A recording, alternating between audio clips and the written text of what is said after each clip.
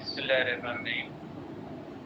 देखिए बेटा, हमने पोटेंशियल एनर्जी और पोटेंशियल एनर्जी डिफरेंस के बारे में डिस्कस किया था। आज उसके कुछ क्वेश्चंस करते हैं, पोटेंशियल एनर्जी के कुछ क्वेश्चंस करते हैं और उसके बाद आगे जो है वो डिस्कस करते हैं इलेक्ट्रिक पोटेंशियल के बारे में कि इलेक्ट्रिक पोटेंशियल क्या होता है या इलेक्ट्रिक पोटेंशियल किसको कहा जाता है। तो बेटा, पहले हमारे पास क्वेश्चन है, एक सादा सा क्वेश्चन है, ठीक है। ये आप देख ले बेटा कि एक बिल्कुल सिंपल सा जो है वो क्वेश्चन है, ये हमारे पास है बेटा। देखिए, ये एक बहुत ही सिंपल सा एक क्वेश्चन है जिसके अंदर कहा गया है दो मेटल के स्फीयर हैं ए और बी। उसके अंदर चार्जेस दी गई है कि दोनों की चार्ज इक्वल है 5 माइक्रोकूलम है और इसकी भी क्या है 5 माइक्रोकूलम है और इनके दरमियान डिस्टेंस कितना है बेटा 1 मीटर है। तो कहा गया है कि इनकी पोटेंशियल एनर्जी बताएं कितनी होगी। सिंपल सी बात है बेटा, पोटेंशियल एनर्जी इनकी कितनी होती है कि Q1 Q2 अपान क्या हो जाता है R हो जाता है। ठीक है, तो ये सिंपल सा एक क्वेश्चन है बेटा जिसके अंदर Q1 is equal to Q2 is equal to 5 microcoulomb है और R इनके दरमियान कितना है R 1 मीटर है। तो इनके दरमियान पोटेंशियल एनर्जी कितनी हो जाएगी Q2 अपान R हो जाए। इस तरह से आप इसको कह सकते हैं, ठीक है।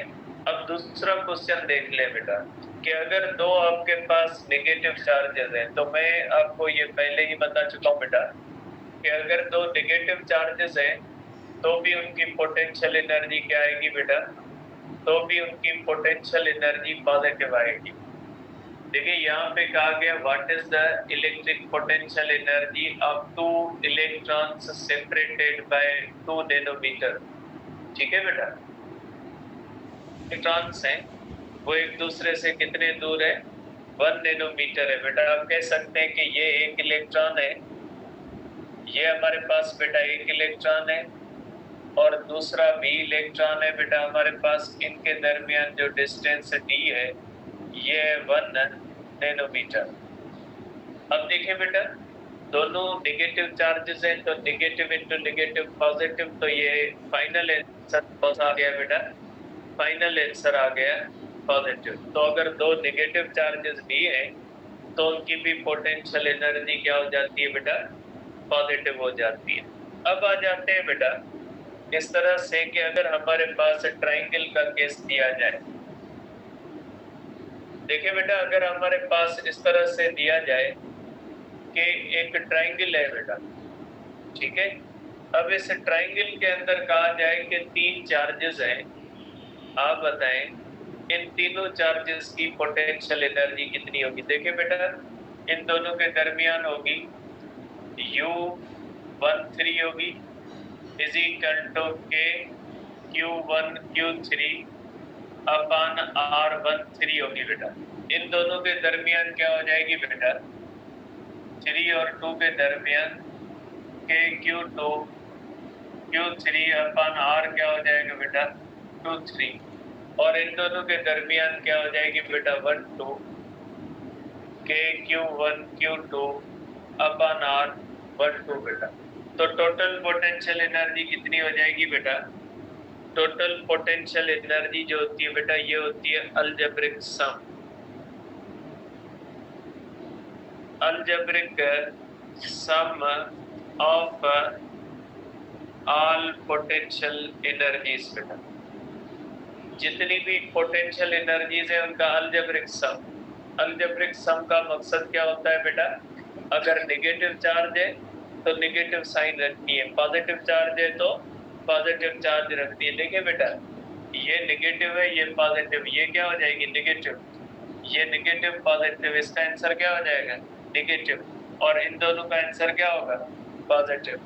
ठीक है, तो आप इसको कहोगे बेटा कि टोटल पोटेंशियल एनर्जी हो जाएगी के Q1 Q2 अपान R12 प्लस के Q1 Q3 अपन R क्या हो जाएगा बेटा 1/3 प्लस हो जाएगा बेटा के Q3 Q2 अपन क्या हो जाएगा बेटा R23 इस तरह से। तो इस पूरे सिस्टम की टोटल पोटेंशियल एनर्जी ये हो जाएगी। अब अगर स्क्वायर है बेटा, अगर इस तरह से चार्जेस पड़ी हो बेटा, इन केस ऑफ स्क्वायर बेटा,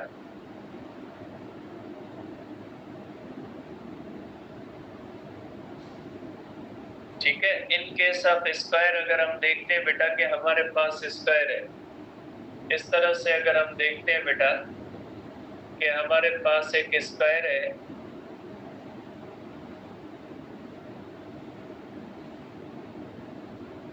ठीक है, इस तरह से बेटा यहाँ पे चार्ज Q1 है, यहाँ पे आप कह लें चार्ज Q2 है, ये आप कह लें चार्ज Q3 है, और ये कह लें कि आप चार्ज Q4 है बेटा, ठीक है, 4 चार्जेस है, इनके दरमियान डिस्टेंस 1 2 है, ये डिस्टेंस बेटा 2 3 है, ये डिस्टेंस है 3 4 है, और ये डिस्टेंस जो है बेटा ये आप कह लें कि ये डिस्टेंस 1 और 4 है, इन दोनों के दरमियान ये डिस्टेंस है बेटा अंडर रेडिकल 2 R13 है, और इन दोनों के दरमियान डिस्टेंस अंडर रेडिकल 2 R है बेटा, ठीक है।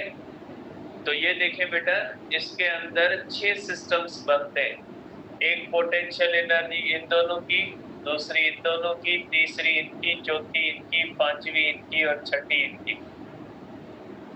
इनके अंदर 4 चार्जेस के दरमियान कितनी पोटेंशियल एनर्जीज है? 6 एनर्जीज।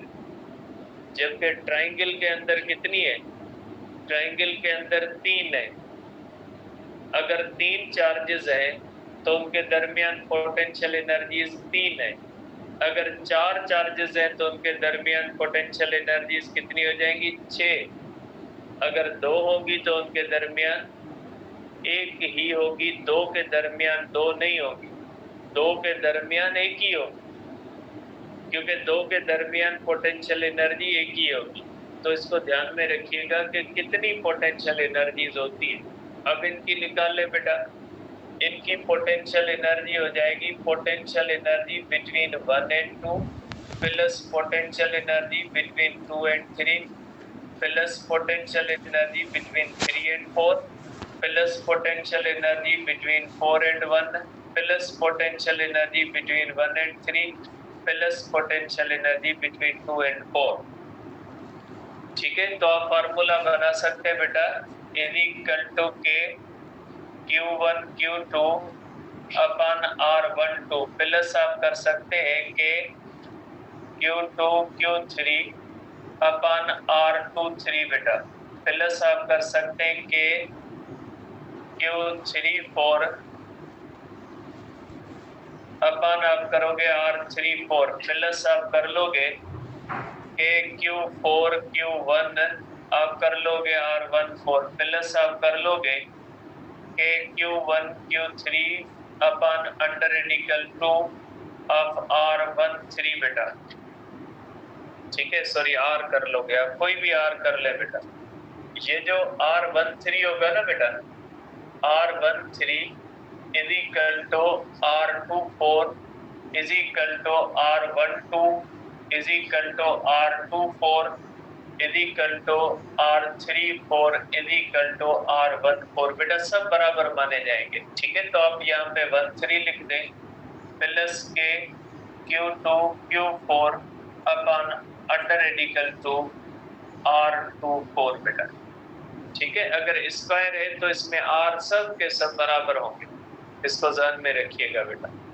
ठीक है, तो आप इसको इस तरह से या इस सेंस में लिख सकते हैं, इसकी पोटेंशियल एनर्जीज इस तरह से निकलेगी। ठीक है, चाहे पोटेंशियल हो चाहे पोटेंशियल एनर्जीज हो, आप इस तरह से फाइंड करेंगे। अब आ जाए इसके ऊपर क्वेश्चन देखें। देखिए बेटा, इस तरह से आप देखें कि देखिए बेटा, हमारे पास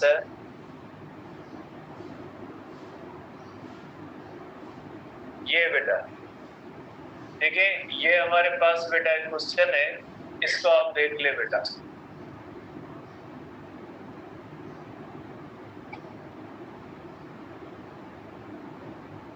देखिए बेटा, ये हमारे पास एक क्वेश्चन है। इसके अंदर क्या कहा गया? Positive charges Q are originally placed at distance R बेटा।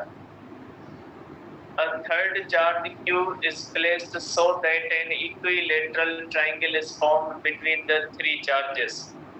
सपोज करें बेटा, इसमें कहा गया है आपको कि दो चार्जेस Q इस तरह से एक दूसरे से दूर पड़ी है बेटा एट अ डिस्टेंस R। अब इनके पास पोटेंशियल एनर्जी इनिशियल कितनी है बेटा? इनके पास पोटेंशियल एनर्जी इनिशियल है के Q अपन क्या है बेटा? R है। पोटेंशियल एनर्जी कितनी है बेटा? के Q अपन R है। अब अगर तीसरी चार्ज रख देते यहाँ पे, तीसरी चार्ज यहाँ पे रख देते, इक्विलेटरल ट्रायंगल बनता है, तो अब पोटेंशियल एनर्जी कितनी हो जाएगी बेटा? U12 प्लस क्या होगा? U बेटा 1 और 2, 2 और 3 के दरमियान प्लस क्या हो जाएगा? 3 और 1 के दरमियान। अब 3 हो जाएगी, पहले एक थी, अब कितनी हो जाएगी? 3 हो जाएगी। और चार्जेस भी बराबर है और डिस्टेंस भी क्या है बेटा? बराबर है। तो मीन्स पहले के मुकाबले में अब एनर्जी कितनी बार बढ़ जाएगी बेटा? अब पहले एक थी, अब कितनी हो गई? 3। ठीक है, तो कितनी बार बढ़ जाएगी बेटा? ये देखें कि एनर्जी जो है वो कितनी बार बढ़ जाती है बेटा? 3 टाइम्स बढ़ जाती है। ठीक है, क्योंकि अब एनर्जी कितनी हो जाएगी? अब एनर्जी फाइनल हो जाएगी बेटा इज इक्वल टू 3 टाइम्स के Q अपॉन R बेटा।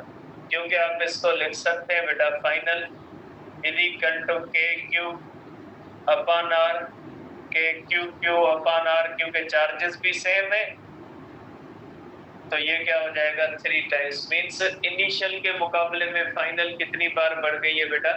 3 गुना बढ़ गई है। आप लिख सकते हैं U final is equal to 3 times U initial. ठीक है, तो आप इसको इस सेंस में देखोगे बेटा। अब आ जाते हैं एक और क्वेश्चन पे बेटा।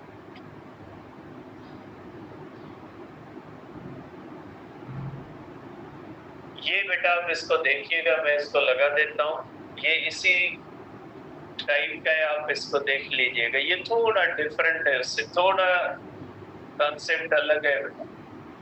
देखिएगा इसको, और इसके साथ मैं एक दो और भी लगाता हूँ। ये भी बेटा, ये ट्रायंगल वाला है, ये मैं आपको बता चुका हूँ, उसी हिसाब से करना है बेटा। ये प्रैक्टिस के लिए, ठीक है। एक और भी है बेटा, कुछ क्वेश्चंस और को भी मैं लगा देता हूँ, आप इनकी प्रैक्टिस कीजिएगा बेटा। ये 4-5 ये छोटे छोटे क्वेश्चंस हैं बेटा, ये भी सिंपल से क्वेश्चंस हैं। ठीक है, इनको आप जो है वो देख लीजिएगा। इनको ये सब के सब इस पोटेंशियल एनर्जी के फार्मूले से आते हैं बेटा। ठीक, अब देखिए बेटा, अब आप देखें ये बेटा, मैं एक क्वेश्चन लगाता हूँ। ये बेटा,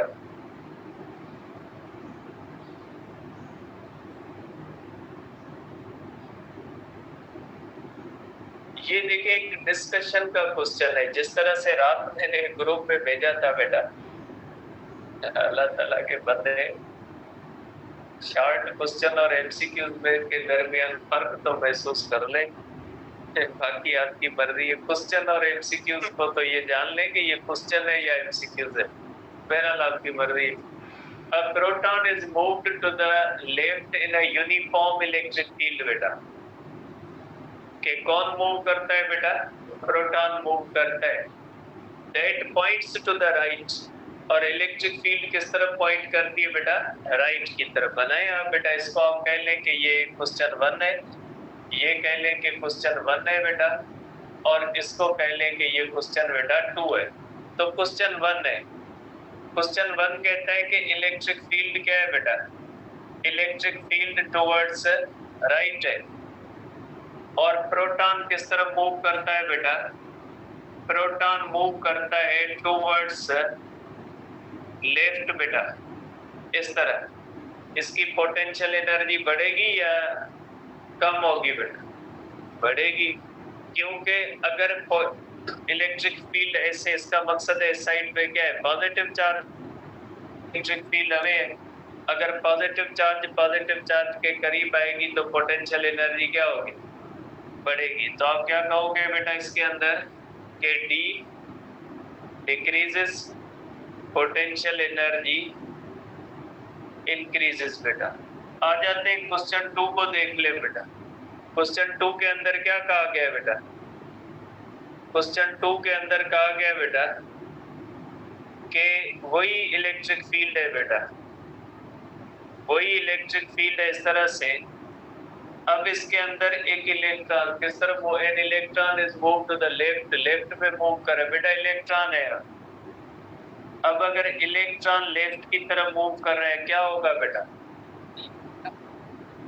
देखिए पॉजिटिव चार्ज और नेगेटिव चार्ज एक दूसरे के करीब आ रही है, तो बेटा ये वर्क डन हमारा तो नहीं होगा, ये तो खुद ब खुद आएंगी। तो अनलाइन चार्जेस जब क्लोज आएंगी तो आप क्या कहोगे बेटा?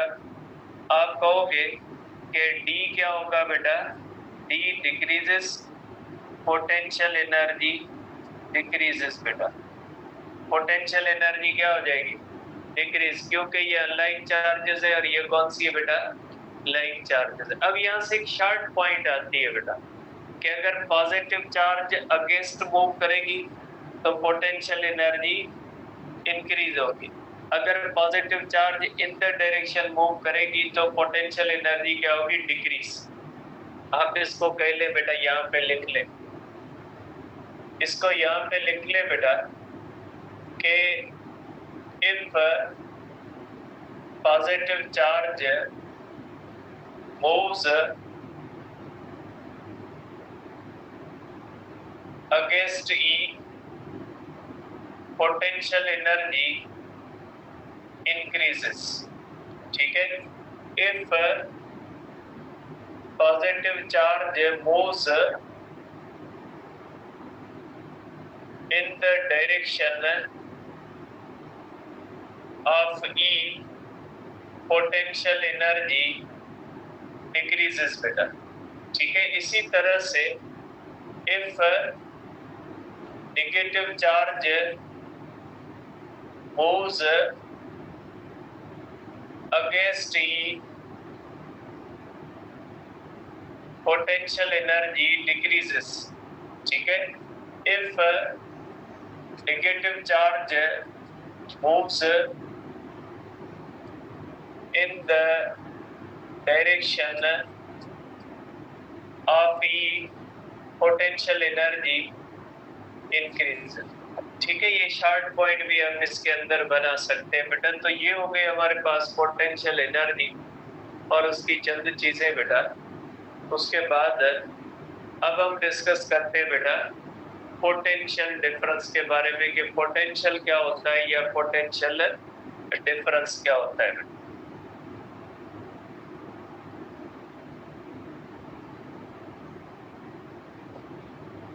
देखिए बेटा, अब डिस्कस करते हैं इलेक्ट्रिक पोटेंशियल के बारे में।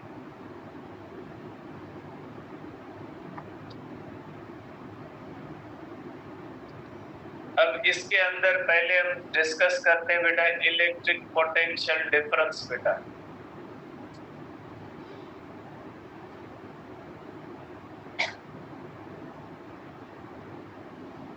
इलेक्ट्रिक पोटेंशियल डिफरेंस बेटा, जिसको हम कहते हैं डेल्टा वी। अब ये कॉन्सेप्ट समझिएगा बेटा, बहुत ही छोटा फर्क है और बहुत ज्यादा कंफ्यूजिंग होता है स्टूडेंट्स के लिए। तो पहले फर्क जानिए कि पोटेंशियल किसको कहा जाता है, पोटेंशियल एनर्जी, दोनों में फर्क होता है। मैं एक एग्जांपल लेता हूँ, उसके ऊपर डिस्कस करते हैं। सपोज करें बेटा ये हमारे पास अर्थ है बेटा, ये सपोज करें ये हमारे पास सरफेस ऑफ अर्थ है बेटा। ध्यान से समझिएगा, ये बहुत ही स्टूडेंट्स को कंफ्यूज करता है। फिर आप मैसेज करोगे कि मैसेज पे बेटा एक्सप्लेनेशन नहीं आ सकती। मैं आपको बार बार बता चुका हूँ, मैसेज के ऊपर क्या एक्सप्लेन कैसे होता है। मुझे ये आज तक बात पता नहीं लगी कि मैसेज पे कैसे टीचर पढ़ाते हैं या किस तरह से बताते हैं, और वो भी साइंस सब्जेक्ट। ठीक है, आर्ट्स का हो तो एक लॉजिक रीजन एक छोटा सा दिया जा सकता, लेकिन अगर पोटेंशियल डिफरेंस का कॉन्सेप्ट सर क्लास में समझ में नहीं आया, मैसेज पे समझाते, अब सर मैसेज पे कैसे समझे? ठीक है, जो चीज क्लास में नहीं समझ में आई वो मैसेज से तो बेटा समझे, क्लास के अंदर बंदा अच्छी तरह एक्सप्लेन कर सकता है। मैसेज के ऊपर तो मैं डेफिनेशन ही बताऊंगा, work done per unit charge is called potential, वो तो मैं इधर भी बता दूं, आपको पता नहीं लगेगा। तो ऐसे नहीं होता, फोकस्ड रहे, आप चीजों को समझे। आप जो क्वेश्चन बना के बैठे होते हैं ना, उसी का जवाब मैं दे देता हूँ आपको, लेकिन मसला ये है कि हम जो बना के बैठ जाते हैं ना, वो माइंड बना लेते हैं कि इसको तो पूछना ही पूछना है, तो ये नहीं देखते कि उसका जवाब आ चुका है या नहीं आ चुका। ये चीज आप नहीं देखते कि जवाब आ चुका है, लेकिन आपने फिर भी उसको क्वेश्चन को फेंक देना है, फिर हो ना हो वो अलग बात है। ठीक है, तो आप देख ले बेटा, इसको कुछ कंसेप्ट में बता रहा हूँ जो मैसेज में बताना पॉसिबल नहीं होता। आप यहाँ पे समझे, देखिए मैं एक एग्जांपल लेता हूँ कि सपोज करें कि जमीन के ऊपर एक मास पड़ा है जो 10 किलोग्राम मास है बेटा। ठीक है, 10 किलोग्राम मास हमने अर्थ के ऊपर रखा हुआ है बेटा। अब अगर इसको मैं ले जाता हूँ बेटा, इस मास को मैं ले जाता हूँ 1 मीटर हाइट पे बेटा।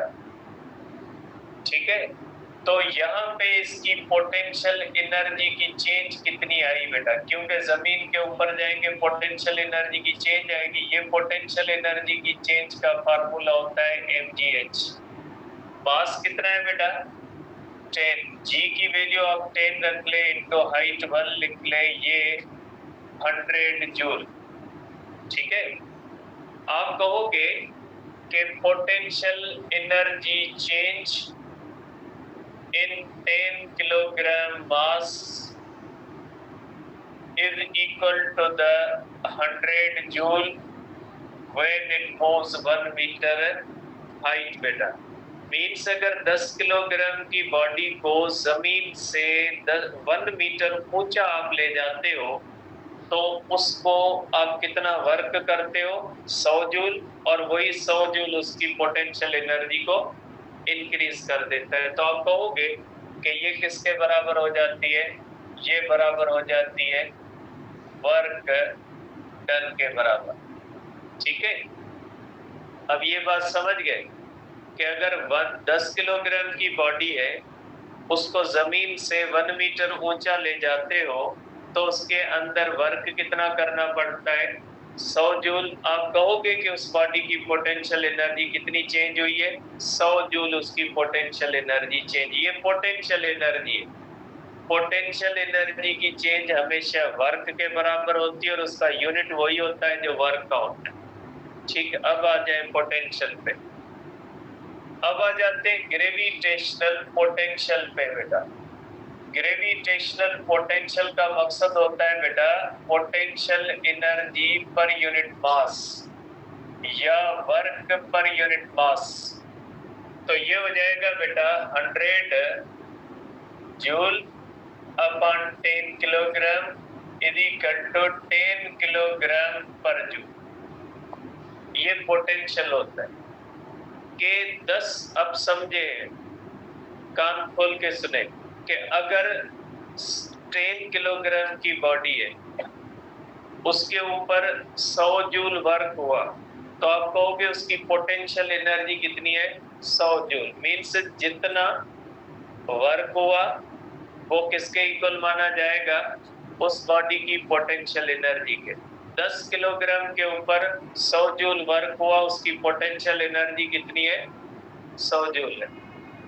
हर किलोग्राम के पास कितना वर्क हुआ, कि हर किलोग्राम के पास पोटेंशियल एनर्जी कितनी चेंज हुई 10। बेटा 10 किलोग्राम की 100 जूल हुई, तो हर किलोग्राम की कितनी हुई, हर किलोग्राम की 10 हुई। तो हर किलोग्राम की कितनी है वो पोटेंशियल कहलाता है। पूरी बॉडी की एनर्जी जो होती है वो पोटेंशियल एनर्जी कहलाती है। हर किलोग्राम की कितनी होती है वो क्या कहलाती है? पोटेंशियल। फॉर एग्जांपल, आप अगर यहाँ पे 100 स्टूडेंट्स हैं और हर स्टूडेंट को एक एक पेन दी जाए या पेंसिल दी जाए, तो मीन्स 100 स्टूडेंट्स को 100 पेंसिल्स दी गई, मीन्स पोटेंशियल एनर्जी 100 स्टूडेंट्स की पोटेंशियल एनर्जी 100 पेंसिल्स। अब हर एक की कितनी है? मीन्स हर एक की 1 है, तो वो हर एक की जो पोटेंशियल एनर्जी है वो क्या कहलाती है? पोटेंशियल कहलाती है। पोटेंशियल जैसे बेटा हीट कैपेसिटी या थर्मल कैपेसिटी, पूरी बॉडी की जो होती है वो हीट कैपेसिटी हर किलोग्राम की जो होती है वो क्या हो जाती है? स्पेसिफिक। इसी तरह से पूरी बॉडी के ऊपर जितना वर्क करते हो वो पोटेंशियल एनर्जी, और हर किलोग्राम के पास कितना हुआ वो क्या हो गया? ग्रेविटेशनल पोटेंशियल हो। ठीक है, इसी तरह से बेटा अब आ जाए इलेक्ट्रिक पोटेंशियल पे। बेटा इलेक्ट्रिक पोटेंशियल को आप इस तरह से देखोगे बेटा, सपोज करें ये चार्ज है बेटा, पॉजिटिव चार्ज है, और ये इसकी इलेक्ट्रिक फील्ड है बेटा, ये इसकी इलेक्ट्रिक फील्ड है बेटा। इस इलेक्ट्रिक फील्ड के अंदर एक पॉइंट ए है बेटा। इस पॉइंट ए पे हमने एक 10 कूलम चार्ज रखी हुई है। अब इसकी पोटेंशियल एनर्जी यू है बेटा। जाहिर सी बात है, इसकी इलेक्ट्रिक फील्ड के अंदर है तो इसके अंदर क्या हो जाएगी बेटा? पोटेंशियल एनर्जी होगी बेटा। सपोज करें अब इसको मैं ले जाता हूँ पॉइंट ए से, कहाँ पे ले जा रहा हूँ बेटा? इसको लेके जा रहा हूँ पॉइंट बी पे बेटा, और पॉइंट बी पे बेटा, पॉइंट बी पे इसकी पोटेंशियल एनर्जी बी हो जाएगी बेटा। अब सपोज करें मैंने वर्क यहाँ पे किया है, ए से बी की तरफ ले जाने में मैंने 100 जूल वर्क किया है, तो आप क्या कहोगे कि पोटेंशियल एनर्जी की चेंज कितनी आई बेटा? पोटेंशियल एनर्जी की चेंज जो होती है वो वर्क के बराबर होती है, और वर्क कितना मैंने किया बेटा? 100 जूल किया वर्क, तो पोटेंशियल एनर्जी की चेंज भी कितनी आई बेटा? 100 जूल आई। ठीक है, मीन्स 10 कूलम चार्ज मैंने 100 जूल वर्क किया, तो उस 10 कूलम के पास पोटेंशियल एनर्जी कितनी चेंज हुई बेटा? 100 जूल चेंज हुई। अब अगर हर कूलम के पास कितनी चेंज हुई? हर कूलम के पास कितनी चेंज हुई बेटा? 10 जूल, क्योंकि 10 कूलम को 100 जूल मिली, तो हर कूलम को कितनी मिली? 10 जूल मिली। तो ये हर कूलम को क्या मिली? ये पोटेंशियल कहलाता है। इसको हम पोटेंशियल डिफरेंस कहते हैं, क्योंकि ये दो पॉइंट्स के दरमियान डिफरेंस है, इसलिए हम इसको क्या कहेंगे बेटा? तो पोटेंशियल डिफरेंस क्या हो जाएगा बेटा? Between a and b is equal to हो जाएगा work from a to b upon charge is equal to change of potential energy between a and B.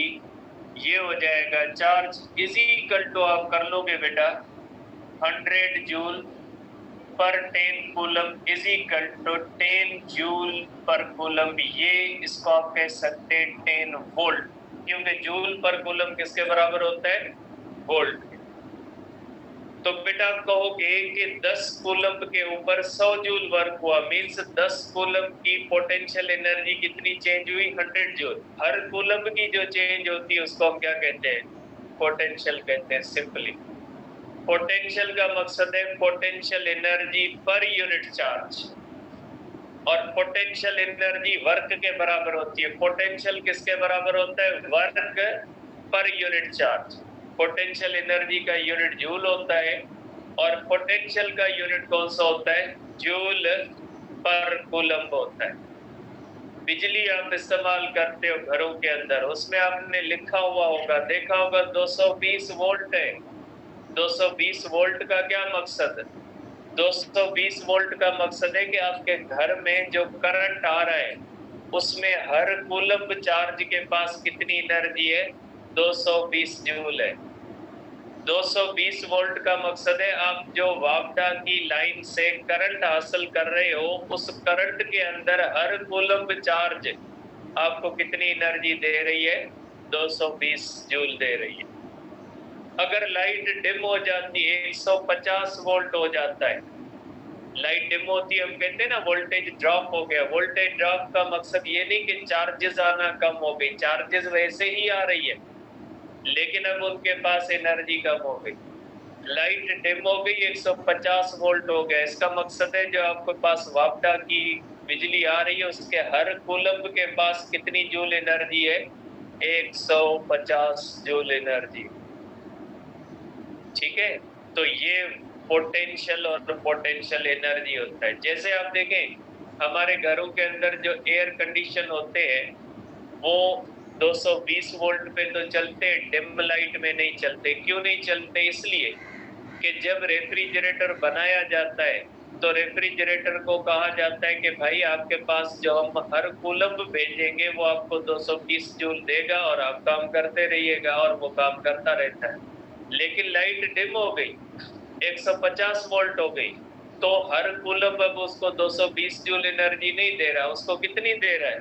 150 joule दे रहा है। वो कहता है भाई मुझे तो कहा गया था कि आपको 220 जूल देंगे, लेकिन आप मुझे 150 दे रहे हो, मैं काम नहीं कर रहा। तो ये सिस्टम होता है डिम लाइट का, कि अगर एक मुलाजिम रखा जाए, उसको कहे भाई आपको 10,000 मंथ पे देंगे, लेकिन मंथ के बाद हम कहे नहीं भाई हम 2,000 देंगे, वो कहेगा भाई सब तो काम नहीं करते। तो यही होता है इलेक्ट्रिकल अप्लायंसेस के पास। जब लाइट हमारे मुल्क में 220 जूल पे सेट है, वोल्ट पे सेट है, इसका मतलब है कि 220 मींस फुल लाइट। इसका मतलब ये है कि हर कूलम्ब हमें कितनी दे रहा है? 220 जूल दे रहा है। लेकिन अगर बाहर से 150 आ रहा है, इसका मकसद है कि कूलम्ब वही आ रहे होते हैं, लेकिन फर्क ये होता है कि पहले 220 जूल लेके आ रहे थे, अब कितनी लेके आ रहे हैं? 150 लेके आ रहे हैं। जैसे आप लोगों का अगर खाना आधा कर दिए तो आप लोग काम करोगे? नहीं करोगे ना। मीन्स इनपुट कम कर दिया जाता है तो आउटपुट भी नहीं होगा।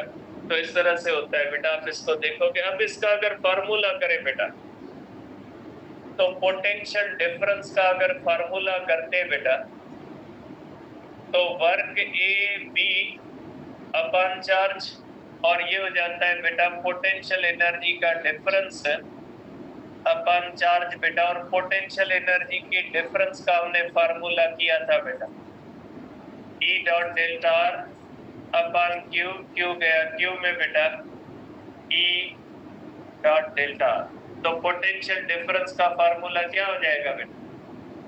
E डॉट डेल्टा आर बेटा, ये आ जाएगा, डॉट प्रोडक्ट है बेटा। ये आप करोगे बेटा, delta V is equal to E delta r cos theta. बेटा ये आ गया पोटेंशियल डिफरेंस का फार्मूला। लेकिन ये फार्मूला हर जगह पे यूज नहीं होगा बेटा। इस फार्मूले को ड्राइव करते हुए मैंने एनर्जी का ये फार्मूला इस्तेमाल किया। और आपको पता है एनर्जी का ये फार्मूला हर जगह पे नहीं लगता, ये यूनिफॉर्म फील्ड में लगता है और नॉन यूनिफॉर्म फील्ड में स्मॉल डिस्टेंस के लिए लगता है। तो वही किस्सा इसके साथ भी हो कि ये पोटेंशियल डिफरेंस का जो फार्मूला है, ये मैंने उस पोटेंशियल एनर्जी के फार्मूले से ड्राइव किया है जो पोटेंशियल एनर्जी का फार्मूला यूनिफॉर्म फील्ड के अंदर लगता है और नॉन यूनिफॉर्म फील्ड के अंदर वेरी स्मॉल डिस्टेंस के लिए लगता है। तो ये भी किसके लिए लगेगा? ये यूनिफॉर्म फील्ड के लिए लगेगा, या अगर फील्ड नॉन यूनिफॉर्म है तो किसके लिए लगेगा? ये जो वो स्मॉल डिस्टेंस के लिए। तो ये मैं यहाँ पे लिख देता हूँ। ठीक बेटा, delta V is equal to E dot delta R is used to find बेटा, to find delta V when field is uniform। ठीक है, फील्ड क्या हो जाती है बेटा? Uniform. Delta V is equal to E dot delta R can also be used to find delta V in non-uniform in non-uniform field for small delta r या आप कह सकते हैं फॉर किलोस पॉइंट्स बेटा। ठीक है, आप ये कहेंगे बेटा कि delta v is equal to E delta r cannot be used for large distance in non-uniform field के अंदर लार्ज डिस्टेंस के लिए इस्तेमाल नहीं किया जा सकता। ठीक है, ये पोटेंशियल डिफरेंस का फार्मूला है बेटा कि दो पॉइंट्स के दरमियान जब चार्ज को आप मूव करते हो तो उसका पोटेंशियल डिफरेंस कितना होता है, पोटेंशियल कितना होता है एब्सोल्यूट करंट। ठीक है,